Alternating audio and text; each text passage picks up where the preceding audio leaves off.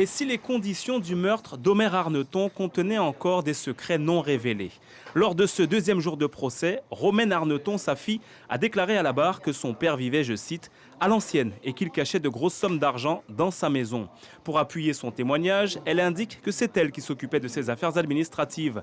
Selon elle, Omer Arneton avait peu avant les faits une boîte rouge qui contenait entre 7 000 et 12 000 euros en espèces et qu'il n'y avait pas que 27 euros comme indiqué jusque-là. Les accusés n'ont jamais admis avoir volé une telle somme d'argent dans cette maison, sans trahir évidemment la parole des accusés, puisqu'ils n'ont pas encore été entendus sur les faits. Il avait été question d'une somme de 27 euros. Donc il est vrai que le témoignage de Madame Arneton crée une nouvelle zone d'ombre dans cette affaire, et sur lesquelles il conviendra sans doute demain de s'expliquer.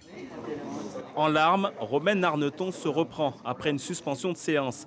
La suite de son témoignage est tout aussi intéressant. À l'époque des faits, les enquêteurs l'appellent pour effectuer des constatations à propos des objets disparus. C'est à ce moment qu'elle se rend compte que cette boîte remplie d'argent n'était plus là. Cette nouvelle information relance le procès et risque certainement de venir s'ajouter aux nombreuses questions qui seront posées demain, mercredi, aux deux accusés, Domingos Carvalho Esquerdo, alias Robson, et Diana Ramos Rodriguez, alias Dani. Un dossier comme celui-là est toujours compliqué. Monsieur Arneton est mort dans des conditions qui sont horribles, évidemment. C'est incontestable. La douleur est grande, la colère est grande. Et Diana, c'est celle qui fait le lien. Donc, la colère de la famille est vraiment dirigée contre elle. Maintenant, est-elle vraiment responsable des atrocités qui ont été commises sur la personne de monsieur Arneton?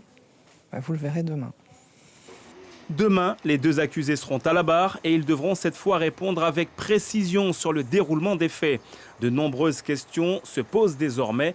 Où est passée cette forte somme d'argent? Qui était au courant de son existence? Les 4 accusés savaient-ils?